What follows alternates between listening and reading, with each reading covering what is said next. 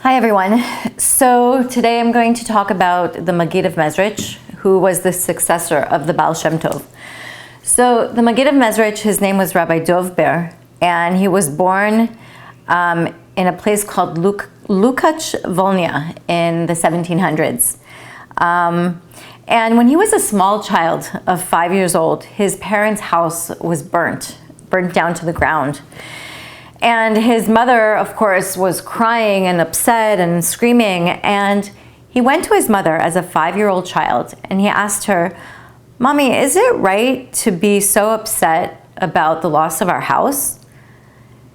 And she said, "I'm not upset because of the loss of the house, but I'm upset because of the loss of all our documents, of our family tree, all our pictures, everything is gone. And, and our family tree went all the way back to the famous Kabbalists from many, many years ago, and even back to King David." And so the child looked at his mother and said, "If that's true, then with God's help, I'm going to start a new dynasty for you. There's no reason for you to cry." Can you imagine? This is a 5-year-old. So when he was young, he was poor. His family was poor. But he was very smart, and he went to the city of Lemberg to study in this yeshiva, this very religious school. And he studied with very famous people. He studied with authors and very famous rabbis, and he married when he was very young, and he didn't earn a lot of money. And basically he was a teacher. He taught children in a small village. And he was happy with it because there in his privacy, he was able to study his studies of spirituality, his studies of Kabbalah, and his studies of Torah. So he was very content. So one day he became very sick, and the people of the village suggested that he visit the Baal Shem Tov. And because everybody knew the Baal Shem Tov and they thought of him as a great healer, so he decided to go. And that was the turning point in his life when he became a devout student of the Baal Shem Tov and eventually his successor. And so he basically, under his guidance, was growing the movement of the Baal Shem Tov, growing the movement of Chassidut. What is Chassidut? Chassidut is about enjoying spirituality, about loving each other, about really bringing joy and happiness to the world. Now, everything that the Maggid of Mezritch he learned through books. And when he asked the Baal Shem Tov to explain why the Zohar says, "and these are the judgments," which is talking about the secrets of reincarnation, and it's talking about the book of Shmot, the Baal Shem Tov told him to go to a forest and stand by a stream. And so, of course, he did. And while he was standing by the stream, a very well-dressed, wealthy man came looking at the stream. He rested in the shade of a tree and drank from the stream. He then left, but he forgot his wallet.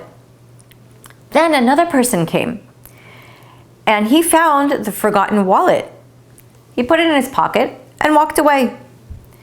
Then a poor person came and lay down beneath the tree to rest from his journey. Now remember, the Maggid is watching all of this. Before he closed his eyes, this poor man, who actually just came to lie down and rest, the first man who lost his wallet came back and started accusing this poor man of being a thief and stealing his wallet. Now, the Maggid is looking at all of this and he's completely confused. So he goes back to the Baal Shem Tov and he tells the Baal Shem Tov everything that happened. And this is what the Baal Shem Tov tells him. In their first incarnation on earth, one man took another to court, demanding a certain sum of money.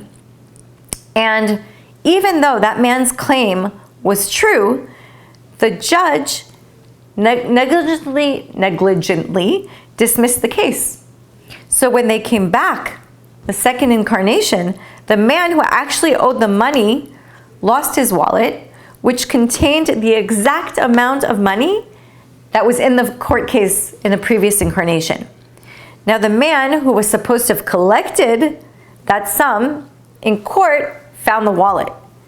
The poor person had been in his first incarnation the judge. So he was beaten because he'd caused the debtor to sin by keeping the money which wasn't his. So it was about reincarnation. And so each person got what they deserved. And he concluded, in the meaning of the Zohar, the secret of reincarnation. Now, what does this mean for us? You know, there's always the why do good people, why do bad things happen to good people, or why do good things happen to bad people? We never see the whole picture. We don't see the whole picture. We don't know what's going on. But this story and the Baal Shem Tov is coming to teach us that in the studies of Kabbalah, there's secrets of reincarnation.